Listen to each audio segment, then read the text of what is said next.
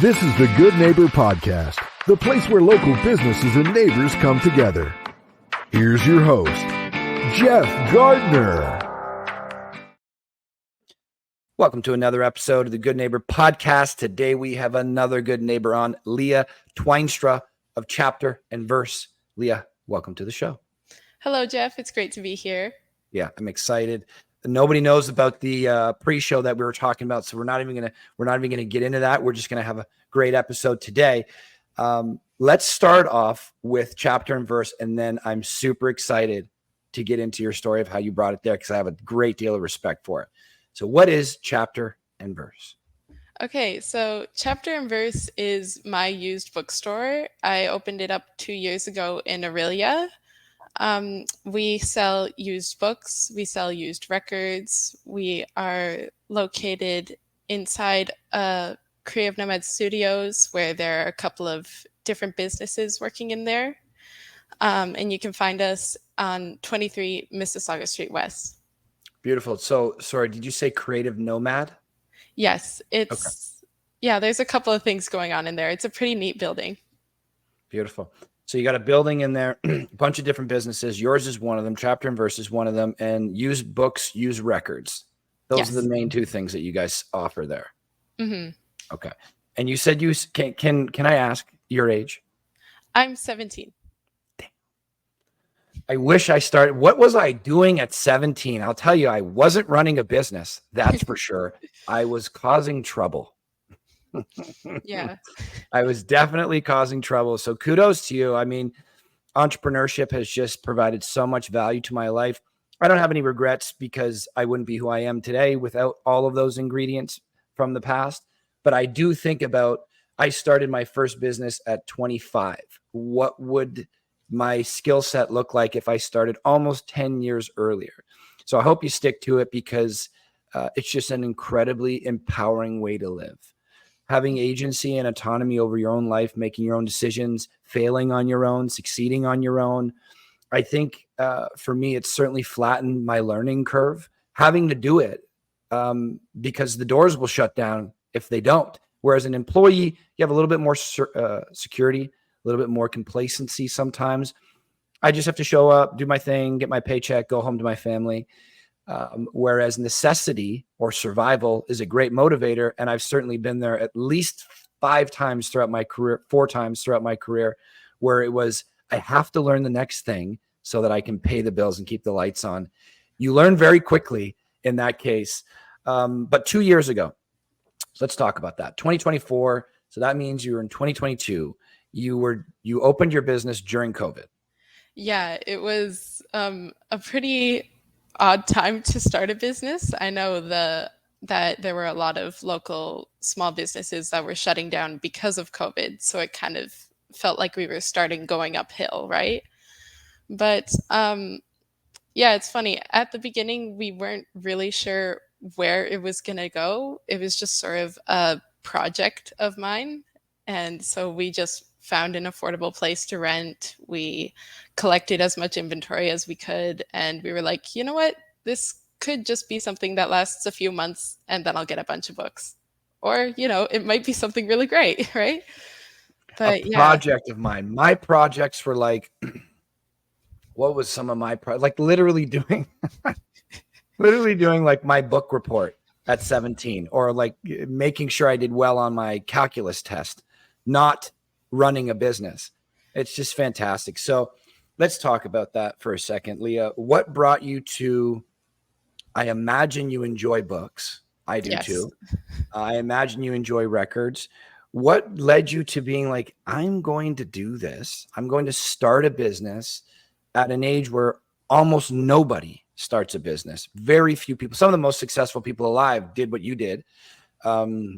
And then you just map that out till they're 30, 40, 50, 60. And they just had so much more time learning from being an entrepreneur. It's one of the reasons why they're so successful, but almost nobody starts a business at 17. I have the utmost respect for what you're doing. So why books and records? Why start a business? Well, like as long as I can remember, I've had a huge love for books and a love for music. Like that was how I was raised.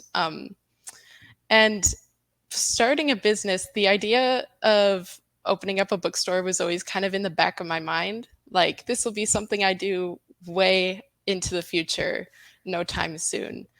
But it was really the support of my parents that were like, oh, you should start it right now. Like, what's holding you back, right?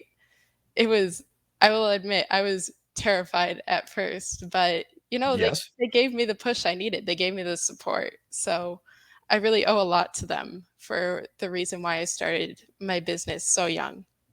So what's mom and dad's name? There's Sherry Twynstra and Will Twynstra. Shout out to Sherry and Will. Hi, mom and dad. Thank you for encouraging your young daughter to start a business. One of the greatest things that's happened to my life was starting a business, and now starting multiple. It's just so fulfilling. And now you've encouraged your daughter to take that step. So hi, mom and dad. I think you did a great thing.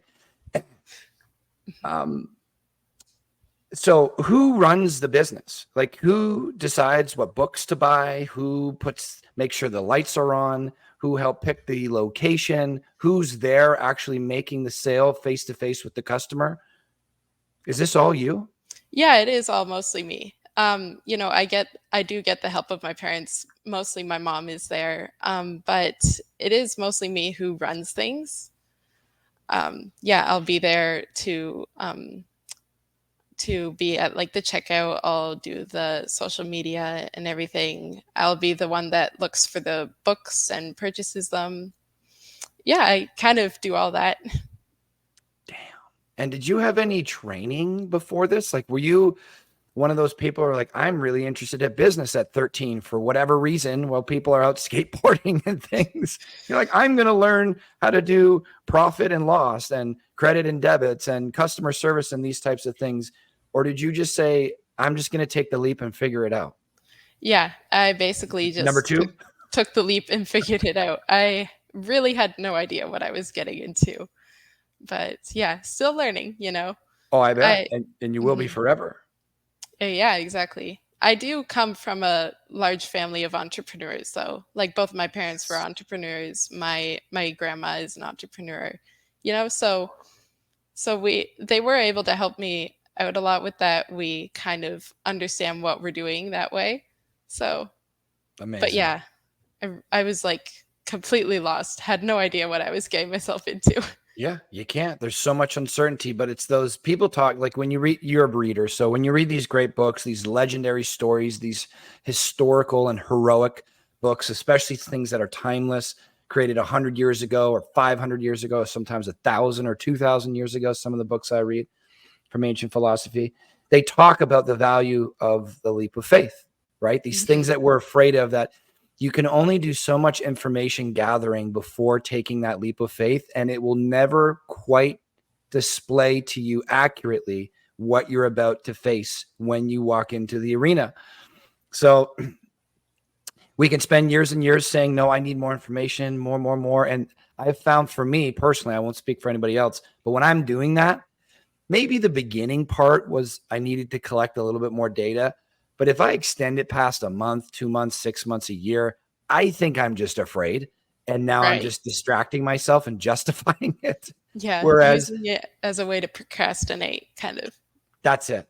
That's it. And if I'm using this 1 year example of procrastinating, essentially justifying information gathering, had I just jumped in, yeah, it would have been painful, but it is painful at the year mark. It's painful at the 2 year mark. I look at, in business, if you're growing, it's stressful. If you're in stagnation mode, if you're just maintaining, it's stressful. If you're in decline, it's stressful. So either way, it's going to be stressful. The sooner we can get into it and learn to solve that next problem, move up to the next rung of the ladder, solve the next problem, et cetera, I think the faster it grows and the better we get at it. So huge credit to you for starting it in the nasty time period. Yeah. It's amazing how many guests have come on here and started their business during COVID. I guess they had all this downtime and they had actual bandwidth in their mind to think, that thing that I've been wanting to start for ages, I now don't have an excuse, go do it. But it was the nastiest time to start a business, whether they had the bandwidth or not. Economy was about as uncertain as it could be. things were plummeting, things were skyrocketing. There was no way to predict the next year. Closures, openings, new policies, old policies. Like, so for the guests that have come on the show, just like yourself, that have gone through COVID and found a way to make their business work, I feel like you've set yourself up for success, because I don't think it can get much harder than that. You may face that thing again, but facing a pandemic, none of us alive have faced that. So if you can mold your business and go to school and be a daughter and a family member and all these things, I think you're going to do all right, Liah. Thank you. Yeah. It really was that stir crazy feeling that a lot of people got during COVID that I think got them to start their own businesses. That was definitely a major reason why I started. Because you could actually think about it for a moment. Yeah, exactly. Yeah, a little bit of boredom mixed in there. Yeah. So before we move on, let's tell the audience, because you have a unique schedule. So let's give them a little bit more of your story here, because again, I think it's fantastic. So first off, how many days you open a week, for what hours? I'm open from Wednesdays to Saturday between the hours of 10 until 4 o'clock. 10 until 4 o'clock, Wednesdays, Thursdays, Fridays, Saturdays. So you open 4 days a week for a pretty good time period. What is that? 7 hours, something like that? 6 hours? 6. And are you still in high school? Yes, I am. I'm in my senior year now. So how are you able to go to high school for Monday, Tuesday, and then Wednesday, Thursday, Friday, run a business and get everything done? Well, I am homeschooled, so that definitely helps out a lot. Sure. Yep.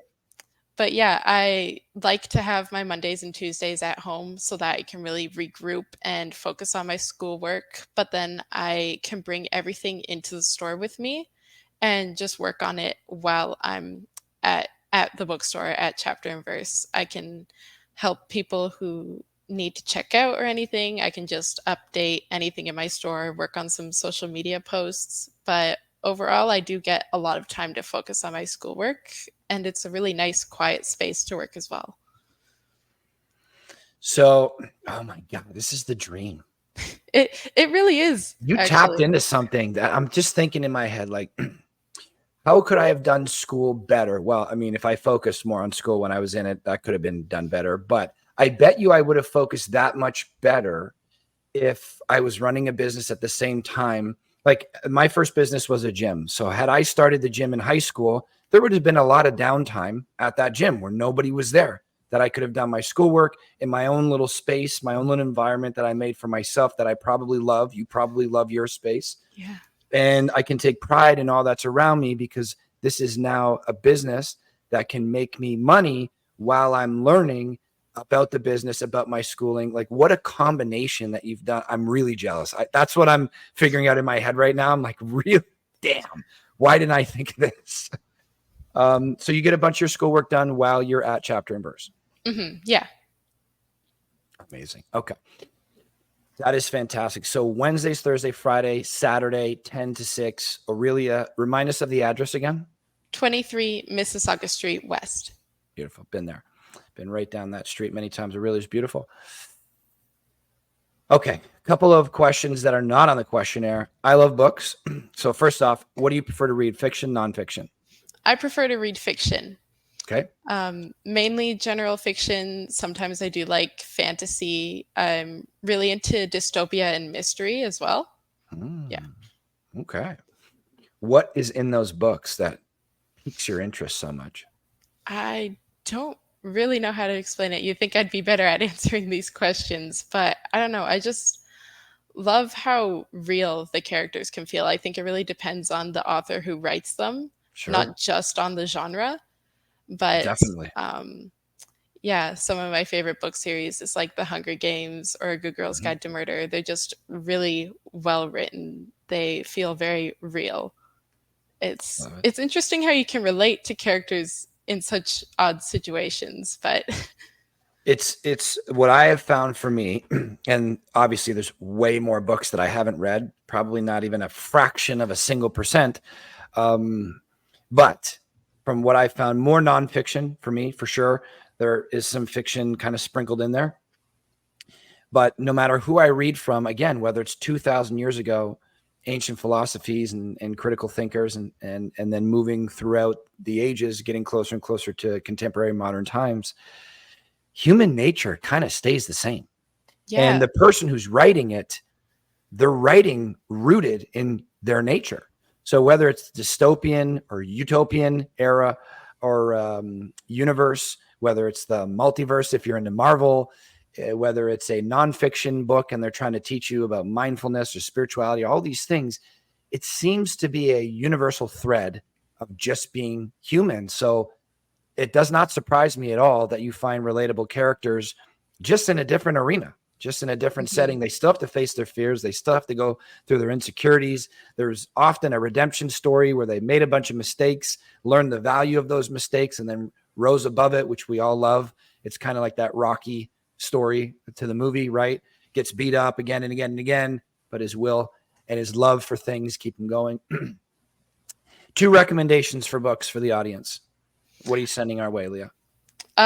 As I just mentioned, A Good Girl's Guide to Murder. It is such a good book series. The author wrote it so well. There is I'm rereading it right now because there's so much I missed. And you'll like it because she also has a podcast. So love it. But I would say again, The Hunger Games. I mentioned those 2 before because they are my favorite books. But again, another great author, another great characters, and she wrote the book about it wasn't supposed to be about the current times, but about what could happen. Of course it's been set to more fictional extremes, but I think the message that she brings in her stories is very important. Cautionary tale, no question about it. If human nature gets away from us, this is what can happen. Be aware. Good Girl's Guide to Murder. Will it make me cry? Because I look for that. I think there was definitely a scene in the first book that I cried at. But yes, I will not spoil anything. This is a series filled with spoilers, but it will make you cry. Beautiful. And is it all used books? Yes, in my bookstore, it is all used books. Beautiful. All different genres. So I can come there and get the nonfiction. I can get the fiction, multiple different types of genres. Yep. We try to bring in as many genres as possible. Beautiful. The only thing we don't really have is textbooks. But other than that, it's very, very broad. Beautiful. I'm not going to be coming there for textbooks. So I'm going to be coming there for my fiction, nonfiction. Okay. Now, records. Oh, before I go on to the next thing, when you read, are you reading the physical copy, the actual book, like behind me? I don't have the copies with me, but yeah, I do read the actual copies. Perfect. And do you listen at the same time? Like, do you listen from Audible, or are you just reading? I'm usually just reading. If I try to listen from Audible, I usually end up getting distracted. If you listen and read at the same time, or if you're just listening? I just read. Okay. If you haven't ever listened and read at the same time, I will say, for me, coming from someone who struggled, I just didn't like reading, and therefore I never really built up the skill. So when I started reading, I struggled to do it, but I just thought that the answers I'm looking for in these books, even in the fiction, even though the nonfiction is literally designed to provide you an answer, even in the fiction, through that story, through those lessons, through the morality and the ethics in the fiction, because they're so similar to our own lives, there are answers in there as well, of course.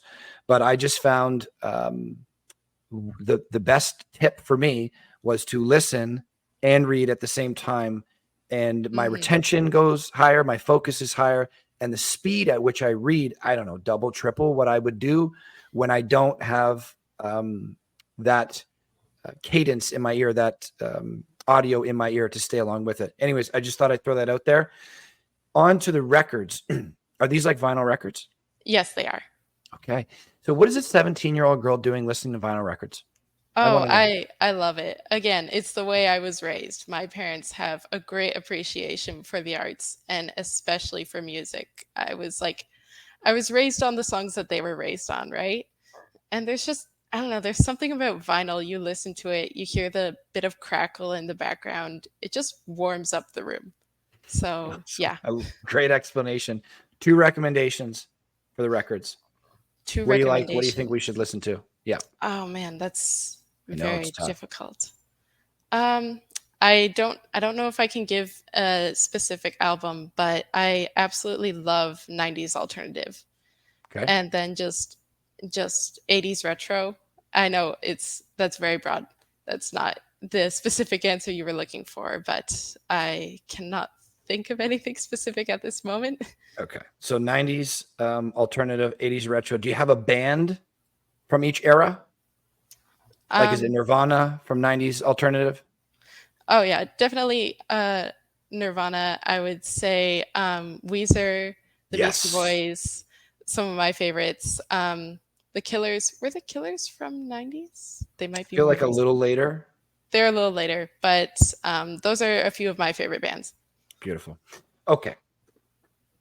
Let's dive into you outside of your business, even though this whole thing that you're doing is intertwined into your life, because you love to read, you love to listen to music, and now you found a way to monetize it and spend 6 hours a day, 4 days a week inside this environment, which is why I'm jealous, because you figured out something that took me many years to figure out. So what puts a smile on your face, Liah? When you're not doing business, when you're not at school, what puts a smile on your face? What do you get up to?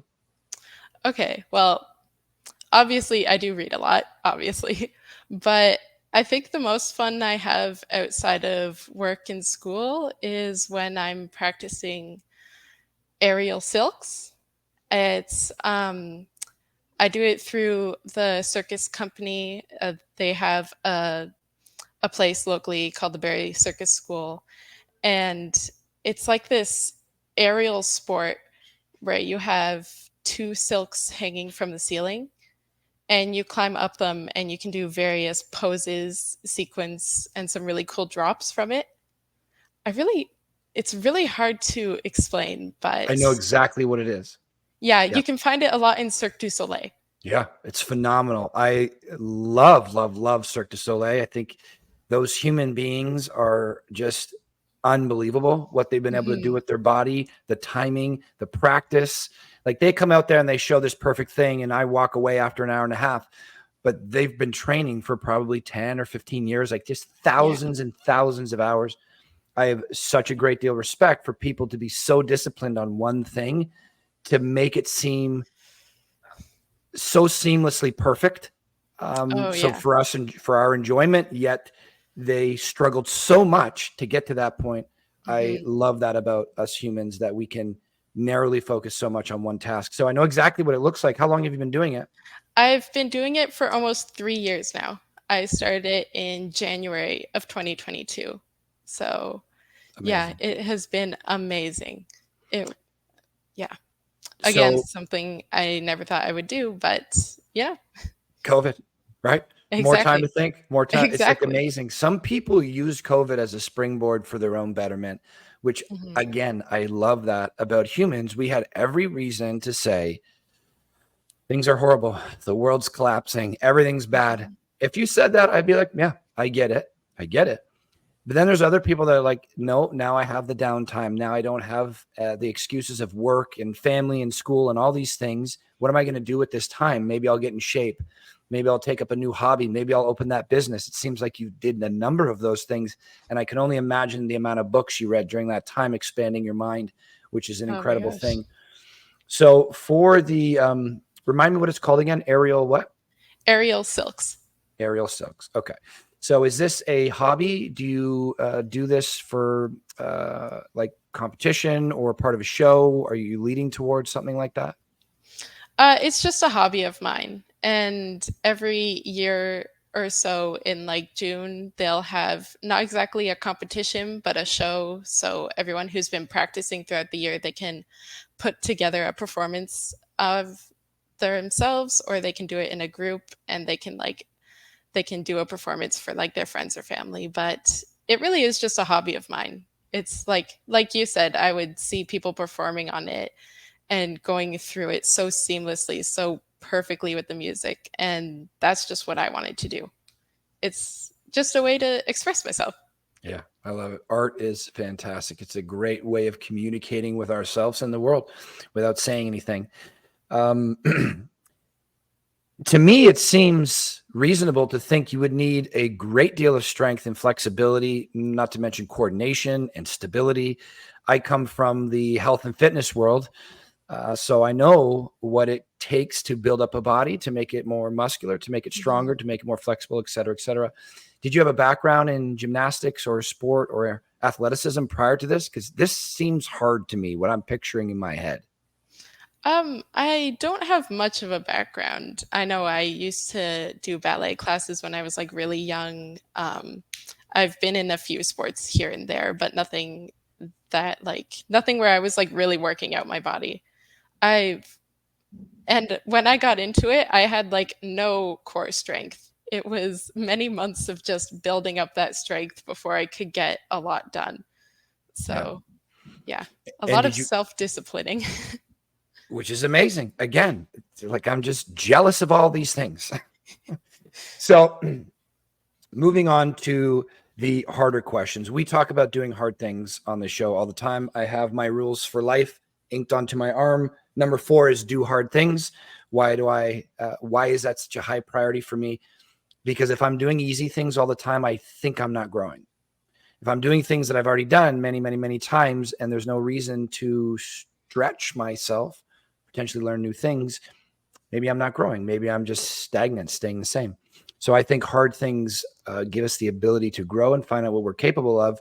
I think we were born with an incredible level of potential. I would argue it's almost limitless. I don't imagine there's been any person ever who before their final day said, I have maxed out being a human mentally, spiritually, and physically. I imagine every person who's passed on still had more to gain, still had more to learn, still had more to give. And by doing hard things, I think that's how we get there. By taking a test that we can't ace right away. I have to learn new things to take that next test, whether metaphorically speaking or literally.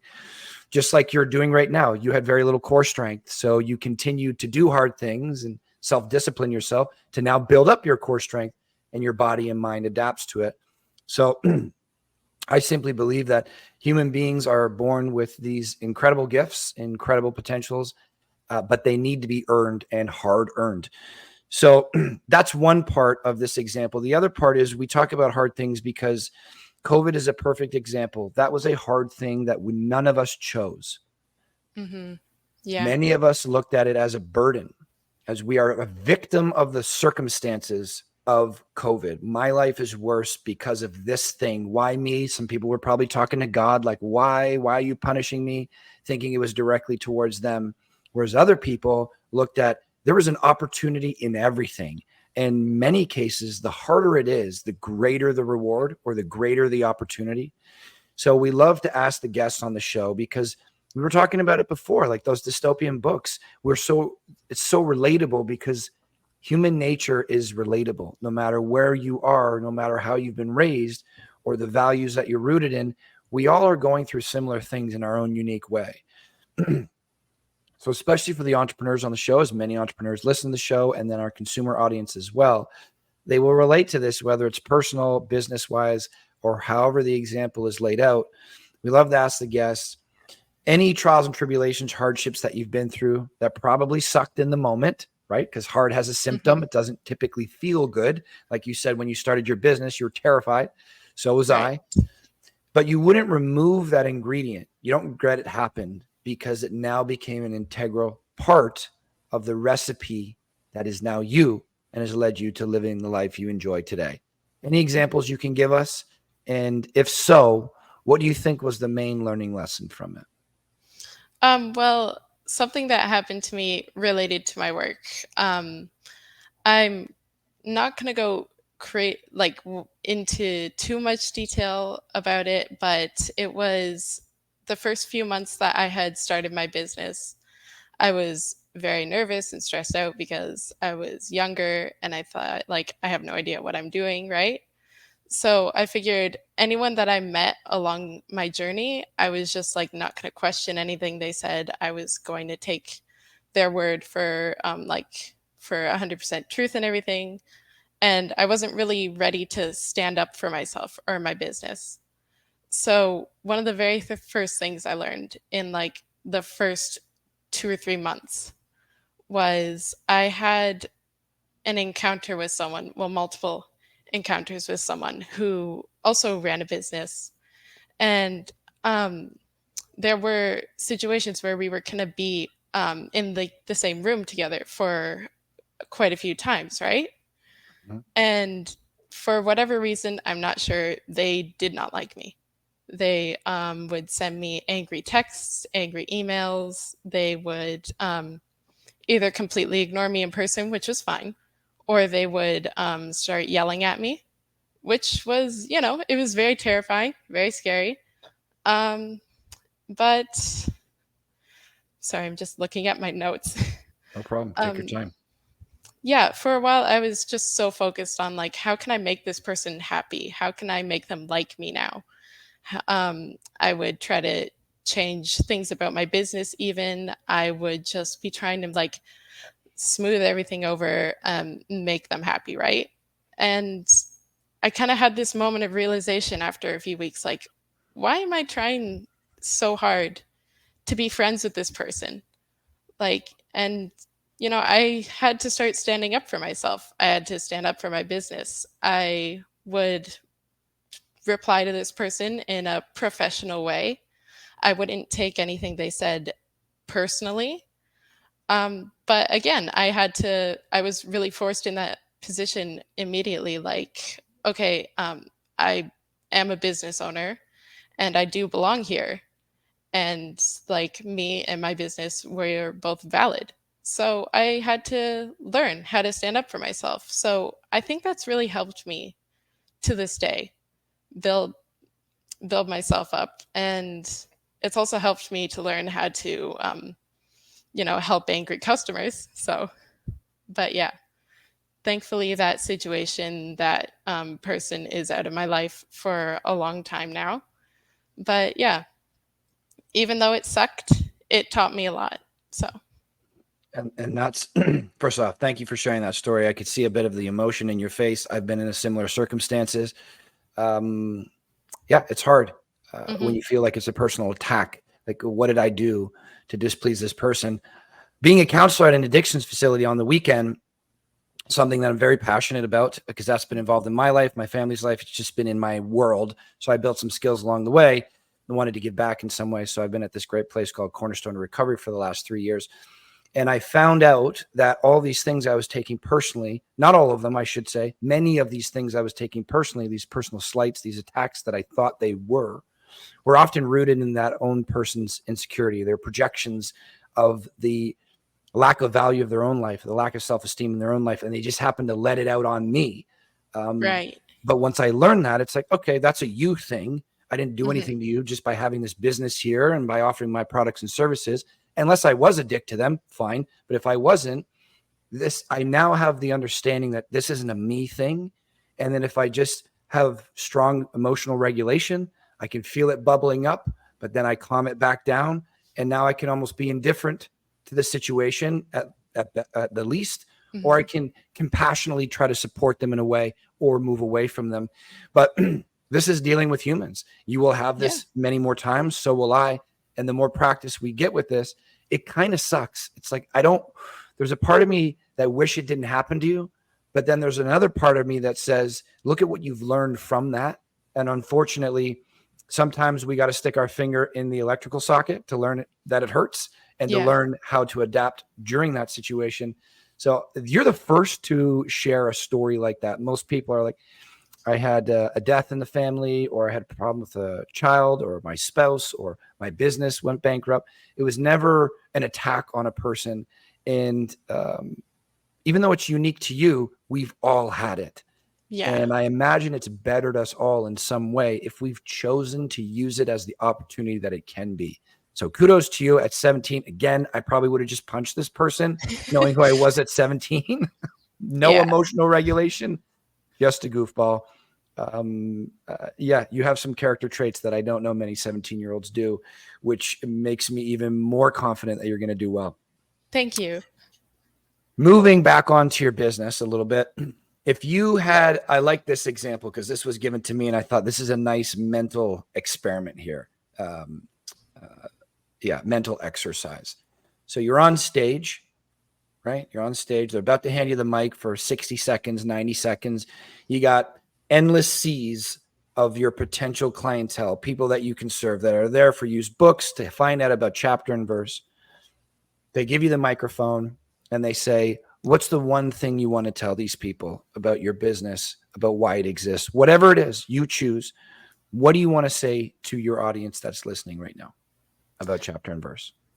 What I want to say to them about my business, or just about opening a business in general, is that it is 100% worth the experience to start it. If there's anyone out there who's thinking of starting their business and maybe they're also younger like me and they're thinking that, oh, I can't do it, I'm too young, I don't have enough experience, just go for it. There's probably not going to be anything wrong with you being younger. Keep planning ahead. Keep figuring out how are you going to obtain your products, how are you going to sell them, and just really look for your support group. Get connected with the community, find other businesses out there, get the support of your friends and family, and just looking at my notes again. Yeah, no problem. And the support is going to come. You are going to find your community. It will feel really intimidating and daunting at first, starting your business, but there are so many good things that you can learn from it. The experience overall is just really great. You can learn a lot of skills that will prepare you for your future. Like, you learn about financing, you learn about marketing, you learn about even like just customer service or reading and writing contracts. Just the positives will always outweigh the negatives. So just go for it. The leap of faith, right? It's going to be great. Love it. Can you tell me one thing that you found to be extremely valuable that you learned while running your business? Like, what was that one thing that you're like, oh my God, now that I have this answer, I can solve this major problem. Or now that I spoke to this mentor, I now know this, I can pivot this way or move this way. Was there one thing that really stood out to you that either I couldn't have done this without this, or this answer led to me drastically changing my business and enjoying it more, et cetera, et cetera? Okay, yeah. So I kind of did mention this before. When I first started my business, I was like, I'm just going to assume everyone else in the room is really great and they're just not going to see me the same way they see each other. Like, they're these huge business owners. They've been doing this for years. I was very intimidated by all of them. But something I learned was like, we're all human. Mm-hmm. We're all just figuring this out. That really helped me a lot because I was very shy. I was very nervous, very introverted. I still am. But just finding out that, like, hey, we're all in this together. We're all going through the game of life. We're all business owners. Like, in this room, we're all business owners and we face the same trials. It might be a little different, but you don't need to be intimidated by these people. It's just two people having a conversation, right? That's it. It's really what it is. We put so much importance on these things because we're seeing the world through our lens, and everything is important to us because it affects us directly. But in the grand scheme of things, one of the most effective mental models that's been shared with me is that if I keep mapping out the distance between me and the planet, or bringing it out into the universe, eventually you can't even see the planet, and you keep going and going and going, and it's just non-existent. And the other part of that mental model, which really helps me, is that 500 years after I'm gone, no one will remember me. I will be dust. Maybe there'll be a line in a book somewhere, maybe not. but I probably, won't be talked about. It won't have any major effect on anything. The world will keep spinning, new people will happen, and then, things will continue to move on. So these things that I put incredible importance on in the moment, when I can just pull myself away from it for a second and just be like, not so important. It calms me down, and then I'm able to focus on the moment a bit more. Hell of a realization, especially for someone so young. I think that's fantastic. I know we already said this before, but let's wrap up with this again. What's the best way to connect with you? So phone number, address, website, social media. How do we get a hold of you? You can find us on Facebook and Instagram. On Facebook, it's just Chapter and Verse. On Instagram, it's chapter_and verse.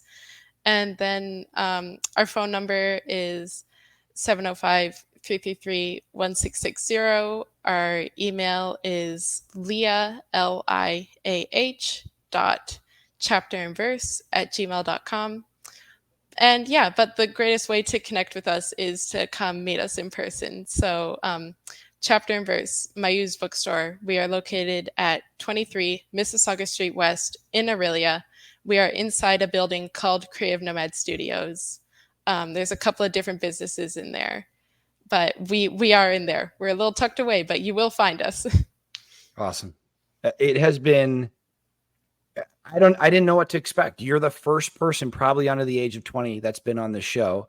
Oh, I'm honored. Probably made some judgments that are incorrect, clearly, but I think we do that. I think we have this judging mechanism that sometimes helps us and often doesn't.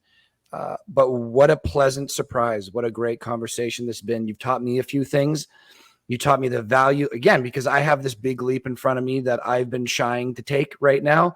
And maybe you gave me the inspiration to do that, as I think there'll be many periods in our lives, many different chapters and seasons that we will need to leap into the new thing. And will our fear stop us from doing that? So maybe you told me exactly what I needed to hear today.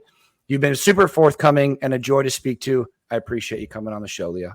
Thank you so much for having me. It has been a wonderful experience. Wonderful. Until we meet at your store, you have a wonderful afternoon.